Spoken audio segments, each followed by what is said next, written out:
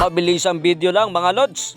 Andito tayo ngayon sa Andros Supermarket sa Barangay San Jose, Puerto Princesa City para bumili ng mga groceries na gagamitin natin sa loob ng isang buwan mga lods. Kapag dito ka kasi bumili mga lods, medyo makakamura ka, lalo na kapag medyo marami-rami yung bibilhin mo kumpara sa mga sari-sari store o maliliit lang na tindahan dahil meron na silang dagdag o tubo mga lods. Minsan umaabot ng 5 piso ang dagdag, 4, 3, 2 piso. Malaking bagay na yun mga lods sa ating mga nagsasahod lang ng minimum dito sa Puerto Princesa o Palawan mga lods. Kaya ang tanging diskarte natin dito bibili tayo dito ng mga grocery para sa loob ng isang buwan para hindi tayo lagi-laging bumibili mga lods dahil mahal kapag nasa tindahan. Kaya ang tanging payo natin sa mga sumasahod lang din ng minimum, mas maganda o mainam yung ganitong diskarte mga lods. At syempre mga lods, yung mga binili natin dito, yung mga necessary needs lang natin sa araw-araw mga lodi. Tayo kasi mga Pinoy mga lods, hindi talaga mawala yung pagtitipid sa atin, lalo na